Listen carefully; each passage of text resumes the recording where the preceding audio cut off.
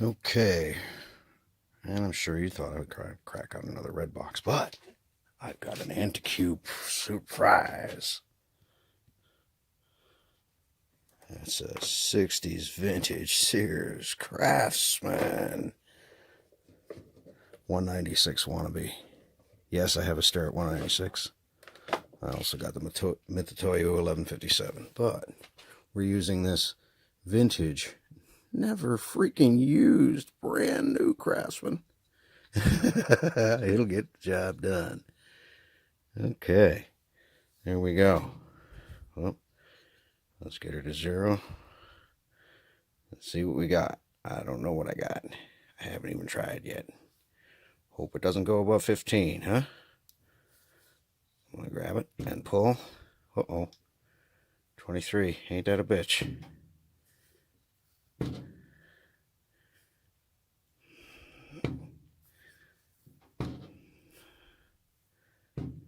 I'm gonna have to get a thicker gasket. Well, actually, wait a minute. It says between 3 and 30.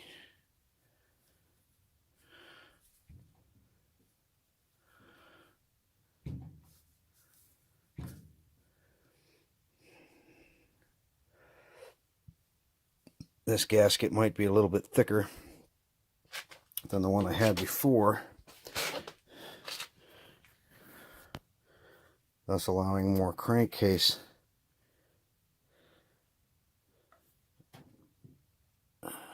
Check that 0 again.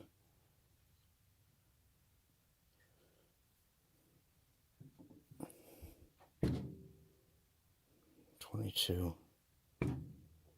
0. 22, 0. Specs 3 to 30.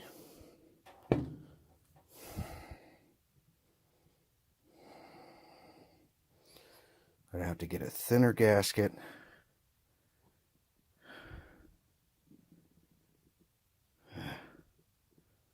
I want to take it. She's in spec. She's in spec. It was 15 before, 22 now. She's in spec. That's it. Believe it or not, that's a maiden voyage for that Craftsman. I found this at an estate sale. There was a lot of, there was actually one that I missed out on. Somebody outbid me on it.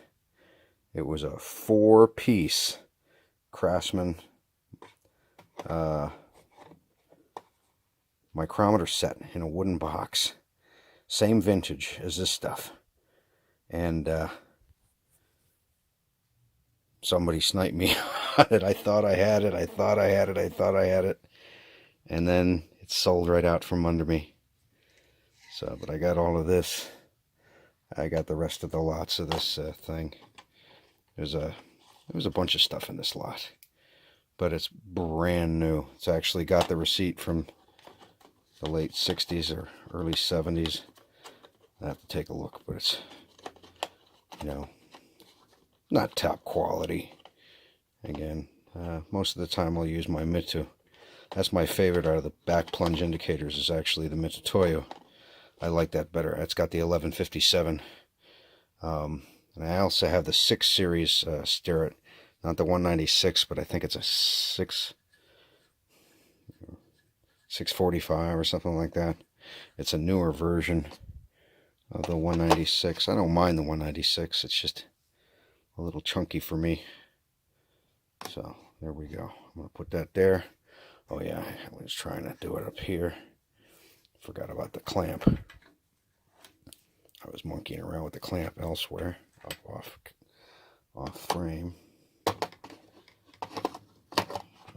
we go. I need to get her back together here. There we go. And yeah, this actually came with instructions. Oh, It's got the little paperwork in it. And this is an old Sears receipt. What year is this? Yeah, look at that. $29.88. What a bargain. Find one of these nowadays. Ain't gonna happen. Maybe this has a date on it.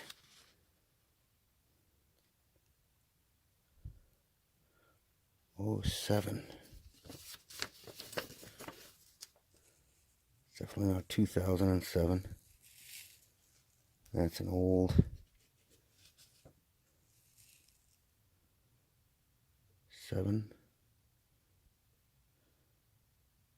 day. Oh, day. Date. Yeah.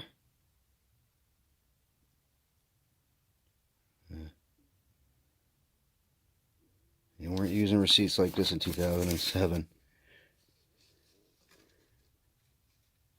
And Sears wasn't selling Made in America indicators in 2007 either.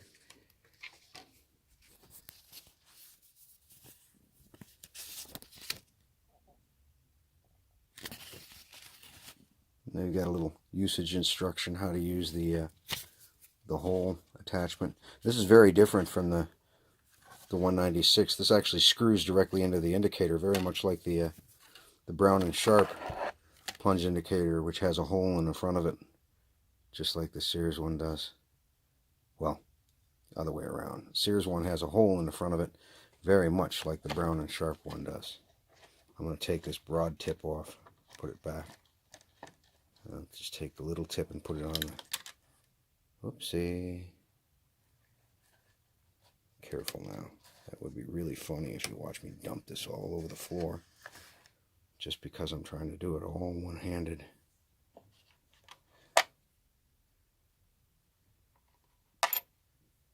Whoopsie. There we go. Actually, that should go so, shouldn't it? Yeah, there we go. That's pretty. So, and actually this, I didn't even show, but this actually comes in a cardboard box with a Sears Craftsman label on it. Now that box is a bit threadbare, and you can tell that mice were starting to gnaw on the outside of it. But they didn't get in to this container. This container's in good shape. Didn't hurt it at all. So here I got that lathe bar linked up to the engine with the... There we go. Take that tool rest mount out of there and put it right in here like so. And there we go. She's all buttoned up. Yeah, look at that, huh?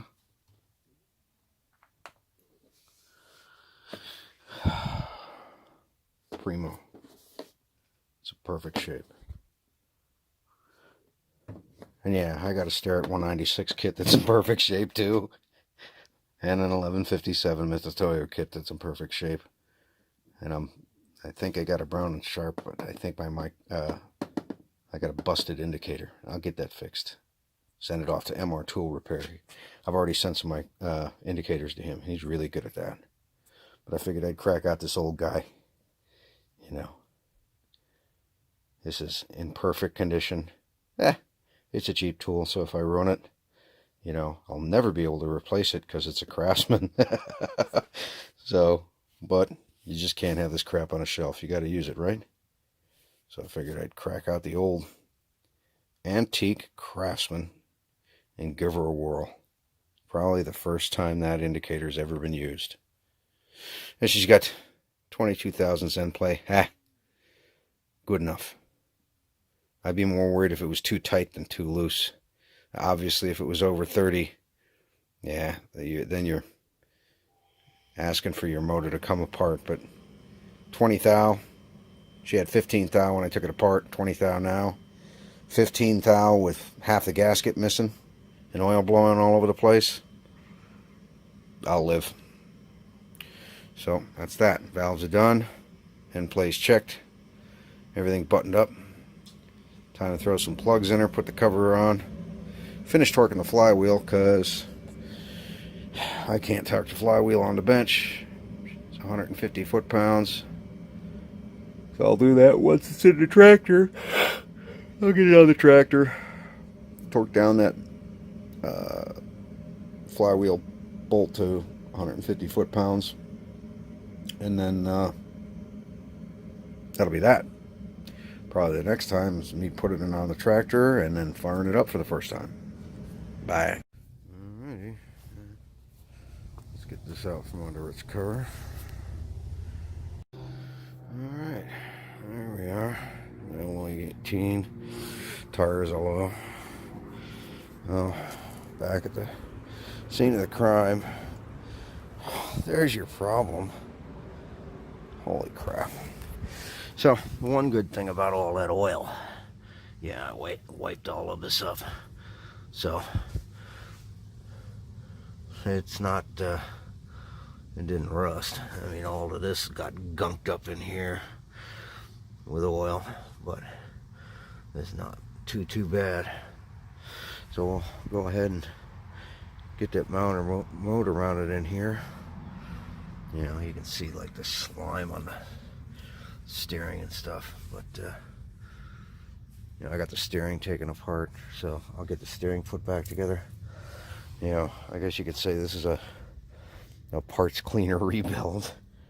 You know, we had to do the bottom of the motor to seal up that oil leak. You can see all the oil on everything. It was blowing out. You can see it over here. So, but now it's time to get it back together. So we'll throw a motor in here. I got some headlights for that hub. So we'll get that motor back in here and see if we can resurrect this bad boy. Get some air in them tires too. Get that steering back on.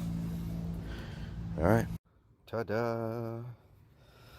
Yeah, I didn't have the motor completely put together because I had to torque that flywheel bolt. So I just couldn't hold it securely enough. I probably could have rigged up something to go in these fan bolts, but yeah, I was able to hold it securely once it's attached to the tractor. So here we go. I gotta put the muffler on, tighten up the rest of it. Pulley's already on, steering gear is already on, so she steers more or less. And I think the steering gear is tweaked in this. I think she's pigeon-toed, so I'll probably have to get some new steering arms for it. I'm pretty sure I got a set inside, so there we go. So we'll get her the rest of the way. But it's parts cleaner rebuild coming right along. So I got a fresh battery inside. I've got a engine kit with the oil filter, all of that crap. I'm going to button this up, throw on a new muffler, see if we can get it running. Ta-da! No massive oil leak. And she revs up just fine. Can't hear me because it's too loud.